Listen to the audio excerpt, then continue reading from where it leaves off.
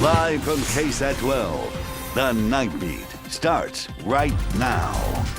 A teenager fighting for his life while undergoing life-saving surgery, and tonight San Antonio police are investigating. A family left with thousands of dollars in damage from a house fire that nearly destroyed their home. Also, we had an opportunity to speak with State Senator Roland Gutierrez as he announces his run for the U.S. Senate. But tonight we start with this: a 16-year-old charged with intoxication manslaughter in a deadly head-on crash. New Braunfels police were called to the scene at State Highway 46 and T-Bar M Drive around 2:40 yesterday afternoon. One person dead, 5 others taken to local hospitals. Tonight, police tell our night team's Patty Santos that 2 children in that wreck are not out of the woods just yet.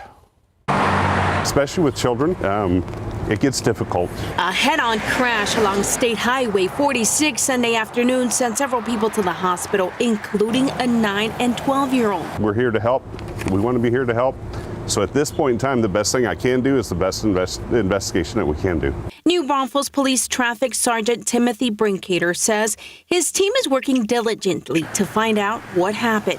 Police say the family was waiting in a center lane to turn into T-Bar M when all of a sudden the driver, the 16-year-old driver coming the opposite way, drifted straight into their vehicle. There were signs of intoxication. We are a no-refusal city/county. So if alcohol is suspected in the crash, you do not have the right to refuse. We are going to get a blood draw search warrant. That was done in this case. The 16-year-old behind the wheel of the Ford Explorer had minor injuries, but the man in the front passenger seat, 51-year-old Jose Medrano Perez, was killed. A 41-year-old man in the back seat was taken to the hospital for minor injuries. Today, police have been getting updates on the condition of the family of 4 in the Honda Pilot. The driver is out of the hospital. His wife is in guarded condition, from what I understand. The 2 children are in serious condition. And police tell us the 16-year-old did not have a driver's license. They're also telling us they're working on a toxicology report on Perez to determine if alcohol was a factor for him as well. Now, they tell us Perez and the teenager were roommates. Perez was also related to the other passenger. Steve, Stefania. Patty, thank you. In other news tonight, an 18-year-old having life-saving surgery after being shot twice in the leg. This happened on Breeds Hill Drive near Marbach Road. San Antonio police say that 3 teenagers were involved and that one of them shot the victim twice in the left leg, then took off running. Investigators say that they may have found the gun that was used in that shooting. Originally, the victim was taken to University Hospital in stable condition, but then his health deteriorated, so now he's undergoing surgery. About 5 blocks down the road from that shooting, a house fire spread through the roof, and fire officials say it could have been caused by an outside source. The fire department reported to a fire at 3:30 on Dugas Drive near Edmund Cody Elementary School. Officials say an unknown source outside of the home caused a fire to spread and fill the back of a house with black smoke. Then it slowly spread to the attic and then the roof. The people inside able to escape. They were not hurt. It's estimated the damages could be more than $100,000. Texas is going to have a new interim attorney general by the end of the week. Governor Greg Abbott chose as deputy chief of staff Angela Colmenero to take over the job this Friday. Colmenero is going to step in for John Scott, who was named provisional state attorney general back in May.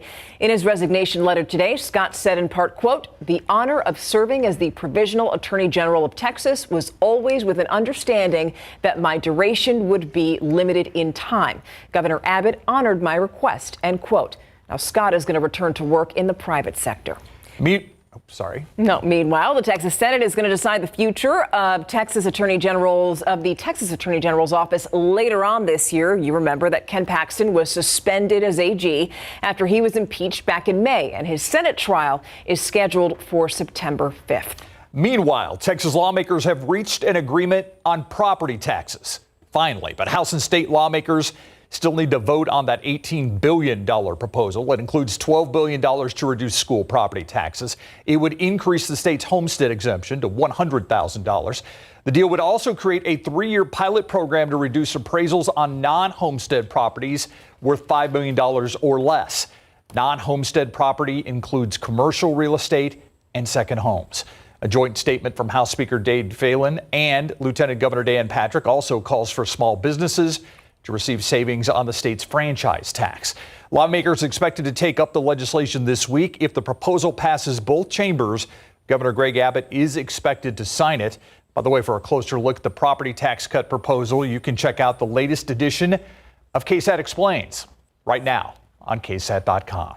A Comal County Sheriff's supervisor and a deputy both off the force after admitting to having a sexual relationship and not reporting it. Sergeant Kelly Metz and Deputy Patrick Byrne denied co-workers' claims that one of those encounters took place while on duty. KSAT Investigates Dylan Collier takes us inside the internal affairs case. That smoke seen billowing on screen is from a service rifle inadvertently fired by then Comal County Sheriff's Corporal Kelly Metz as she conducted an inspection on another deputy's vehicle in September 2019. Metz was suspended a day and ordered to go through firearms retraining, according to her personnel file released to KSAT following a public records request. The punishment pales in comparison to her most recent discipline. The complaint against you is in reference to fraternization and employee nepotism. In early January, now Sergeant Metz was questioned by Internal Affairs about possibly having sexual encounters with Deputy Patrick Byrne while both were on duty. According to records, while Metz and Byrne were near patrol vehicles in the parking lot of the Antler Cafe in May of last year, this man, David Brackage, threw a rock at Byrne's windshield after hearing, quote, moaning sounds like sexual gratification coming from the area of the patrol units. Metz, shown in this Facebook picture from an unrelated sheriff's event, denied the allegations, instead claiming she was teaching Byrne how to make felony traffic stops. Neither of them had their body-worn cameras on.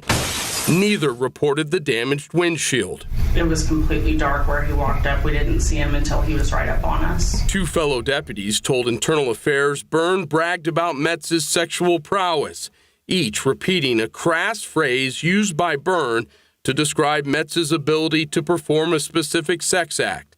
Metz, when questioned by investigators, confirmed that she and Byrne did have two sexual encounters at her home while neither of them was on the clock.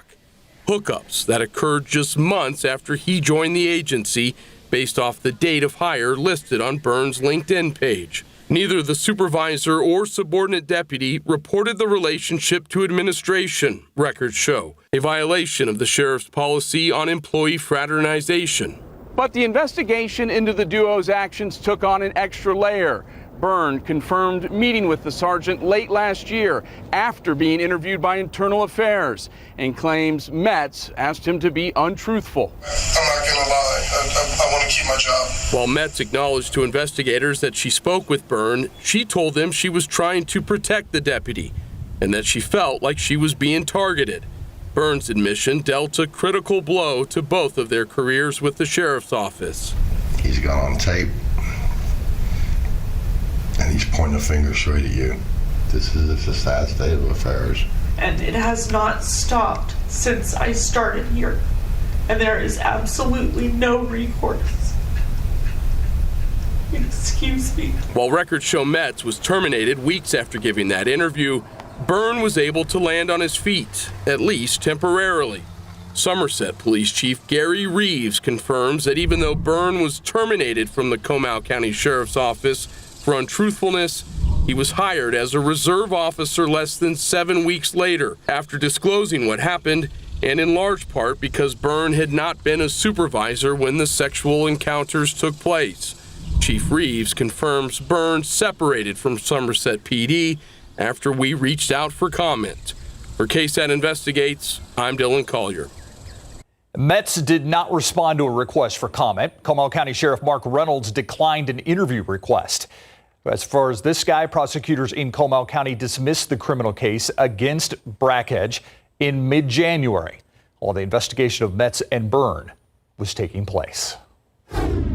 Now for a look at some of today's big headlines in your Nightbeat News Flash. Convicted sexual predator and former USA gymnastics doctor Larry Nassar was stabbed 10 times at a federal prison in Florida where he's serving. Joe Rojas, president of the local correction officers union, says that Nassar is stable after corrections officers saved his life. If you remember, Nassar was sentenced in 2018 to up to 175 years in prison after more than 150 women and girls said that he sexually abused them over the past 2 decades. Also this, as of today, you can't burn anything outside in Kendall County. The Kendall County commissioners reinstated the burn ban this morning at 10. According to the Texas A&M Forest Service, Kendall is now one of more than 60 counties across the state with an active ban. The U.S. Drought Monitor map shows Kendall County is experiencing extreme to exceptional drought. And that brings us to our next conversation because we want to take a look at drought conditions all over the state, Adam. Yeah, and really, unfortunately, it's Kendall County and surrounding counties where we have the worst drought in the state. You see Sisterdale right there, even toward Kerrville, included within the exceptional drought. And of course, that encompasses Kendall County. Compare that to the rest of Texas, and it's really just a red little bullseye of extreme and exceptional drought. I'll be back in a bit to talk about where the rain's most likely to fall over the next 7 days in just a bit. Things that Ted Cruz wants to talk about, I'm not interested in any of that. I want to talk to Republicans and Democrats about what's affecting their pocketbooks at home. State Senator Roland Gutierrez announcing he is running for U.S. Senate, and he plans to defeat Ted Cruz.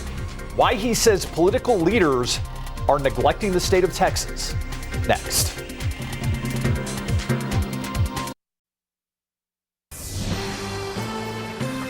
I want to talk about Uvalde now and what happened that May Day at Robb Elementary.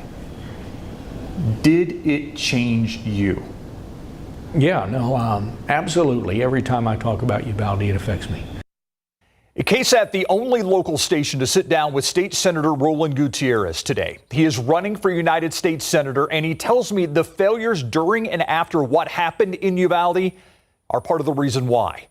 Gutierrez made his announcement this morning by releasing this video. He knows his advocacy for the families in Uvalde who lost children at Robb are why he's become a familiar name across the state. But he says he is not a one-issue candidate.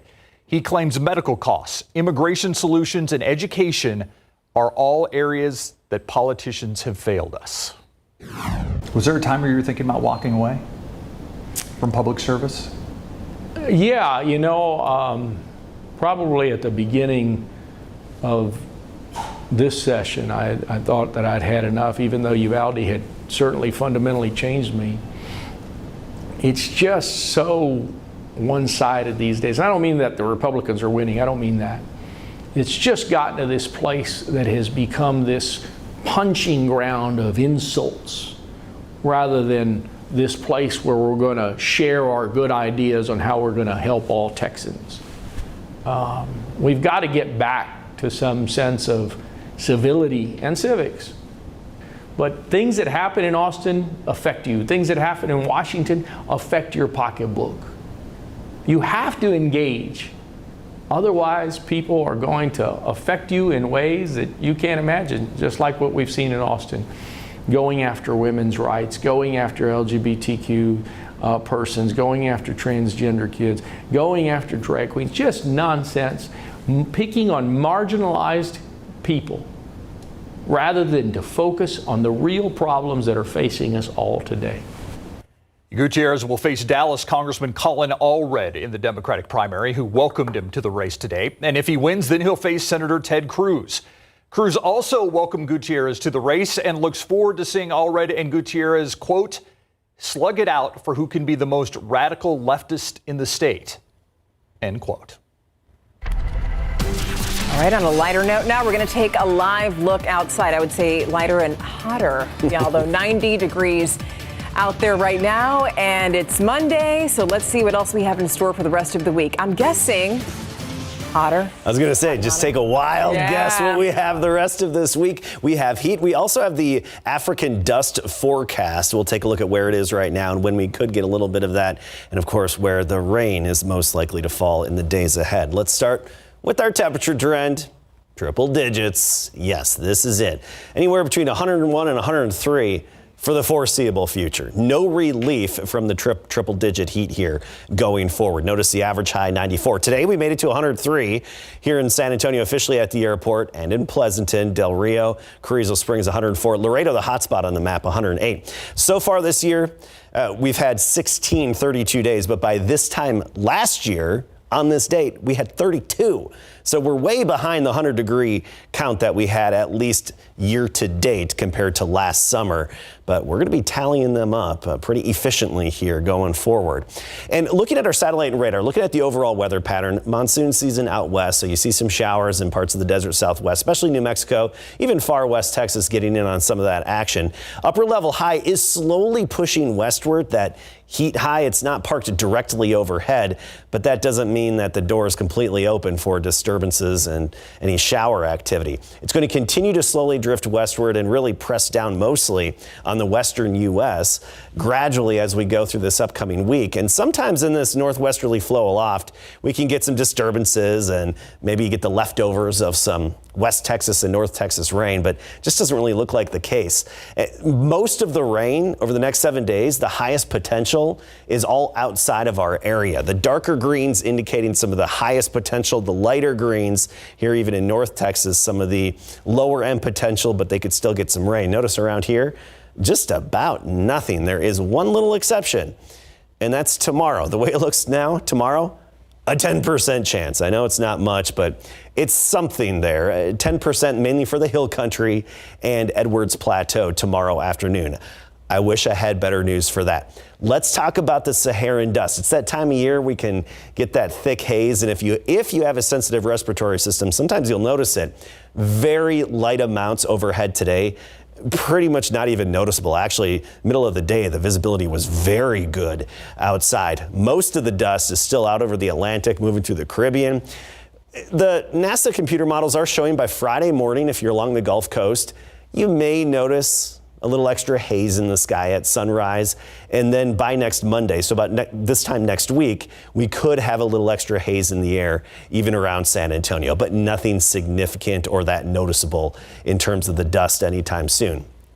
Tomorrow morning, we start off 7 a.m., 80 degrees and very humid. 92 by noon, 103 the high temperature. But when you factor in the humidity, it's going to feel like it's 108. So rule of thumb, when you look at the temperature tomorrow, add on about 5 degrees to get the heat index or feels like temperature. Bernie, Bulverde 100 tomorrow, Poteet 103 along with Seguin and Gonzales. And that trend continues with a lot of sunshine. I wish I had better news for rain chances, but of course we'll keep you updated on the dust and the tropics and any activity out there once it pops up. All right, Adam, thank you. All right, for those who are doubting Wemby, well, he looked great last night. Do not doubt him now. Yeah. Unless you didn't see the game last night. And if you didn't get to see the game last night, then I got bad news for you. You're not going to see him for a while. Be preseason or the season before you see him again. He did have a breakout performance, though, last night before getting shut down for the rest of the Summer League. And fellow Frenchman Tony Parker with some thoughts on Wemby coming up. I got to talk with Pop. I'm going to listen to what he's got to say, but I'm ready to make any sacrifice for the team and give 100%. Didn't take long to get to talk to Pop. This afternoon, the Spurs announced they have shut him down for the rest of the Summer League. After giving us a look into the future, the Spurs' top draft pick will stay with the team but sit out the rest of the Summer League games. Remember, Wembanyama is coming off that French playoff season, then the whirlwind that goes with being the #1 draft pick. He played 2 games in Las Vegas, the first sluggish at best. Last night, well, we all kind of expected. So over the last 2 games, he averaged 18 points, 10 rebounds, 4 blocks, played a total of 54 minutes. The Spurs have seen enough, and now it's time for him to relax and then get ready for his first season.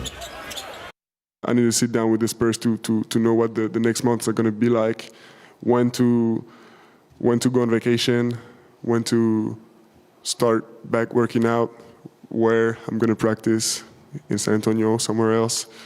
And I just know we got, as I'm not playing in the World Cup, we got 2 to 3 months, 2 to 3 great months going that are coming, and they're gonna change my life. Yeah, Victor also said he probably won't talk to the media for a month. Think he's going to miss us? Hey, back on the court, if you have been to Vegas, you know you can expect to lose at some point, no matter how lucky you feel. That happened last night as the Spurs got off to a bad start facing the Trailblazers. Portland was up by 19 when Wembanyama tuned it up. He had those flashes of brilliance for us inside and outside, finished with 27 and 12. Spurs rallied late. Blazers cooled them off and won at 85-80. Here's our own Larry Ramirez with another standout from last night's game, Spurs forward Dominic Barlow. All right, I'm here with Dom Barlow. And Dom, Summer League is all about learning. What did you and the team learn tonight? We learned that we got to just, keep competing and fighting. We had a really bad first half. We couldn't make a shot. And then we're getting a lot of stuff in transition. But, I think we're learning how to fight and, keep competing to the very end. So, what do you think caused the first half offensive struggles? We're still all just figuring each other out. We got a huge piece that just came in, and we're all learning. He's super talented, so we're all trying to, figure out how to play with him and find his strengths and, the things that he's really great in the basketball court. So we're just, trying to play off him and let him get confident and really get into the system. And tell me about his performance tonight. I mean, he had a double-double, 27 points and 12 rebounds. He was phenomenal. He could have came in and, he didn't have the best offensive game last time, so he could have came in and, started to second-guess himself. But he was super confident from the jump, but he also played within the team, made the right play pretty much the whole game, and he was sensational. Talk about your game tonight. I mean, I feel like you had a really good game, really beast mode out there, man. Yeah, I'm just trying to compete, trying to prove myself every day. Nothing's guaranteed in this league, so, got to always compete and earn everything. Dom, I appreciate your time. Thank you very much. All right, man. Back to you. Once again, they'll be competing without Wemby for the next two. Wizards and Spurs Tuesday, Spurs and Pistons on Friday, both in Vegas. All right, Tony Parker talks about the Wemby influence coming up next. So I thought maybe Coach Pop, calling it a career, maybe spending some time with you out the wineries, but he re-signed 5-year extension. Were you surprised by that? We can still hang out at the vineyard, that's not a problem.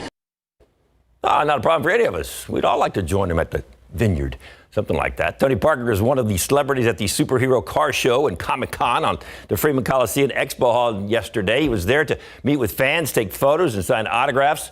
R.J. Marquez caught up with Tony to ask for his thoughts on Wemby being a San Antonio Spur. It's a lot of expectation, and sometimes I worry about it, because I've been following him for a long time, and he's going to have an unbelievable career. I know he's got very high expectation for himself. I just think sometimes the expectation right now, they're unrealistic sometimes, but he's going to definitely change the game. We never saw that before, having a guy at 7'5" and having all those skills. I just really hope that people will be patient, because it's going to take some time before he dominates, the NBA and bring us a championship. Well, we were patient with Tony, weren't we? And look what happened. He won some NBA championships. Tony's going to be inducted to the Naismith Basketball Hall of Fame next month. Another honor in Parker's fantastic career. And speaking of the NBA, this is the new in-tournament season. This is just some of the notes that they came up with. Adam Silver has been pushing this for a long time. He wanted an in-season tournament because he wanted to compete with all the NFL in November and December and all the college football. So here you go. It starts in November. 6 group winners, 2 wildcard teams advance. Group C, Spurs, Kings, Warriors, T-Wolves, and Thunder. And players of the championship team each get $500,000. Now, whether or not that's going to get the audience away from college and NFL, we'll have to wait and see. But, players will be excited anyway. Get $500,000 if you win it. Each. Yeah. Each, yeah. Not bad. Yeah. We'll be right back. We'll be right back. Tomorrow, a CPS Energy Peak Demand Day, Yellow Day between 3 and 8 p.m. Do your best to conserve energy, especially you can minimize your HVAC use. Just turn the temperature up a couple of degrees in the house and then avoid using the large appliances. The heat is on. We talked about it. That means splooting squirrels. There's another friend. Or he's just in a food coma. Looks like some nuts there, or seeds there. Yeah, or he's mesmerized by whatever that is above him. Yeah, that little fidget thing. Yeah. You were splooting earlier today. We tweeted it out. Thank you for joining us. Have a good night.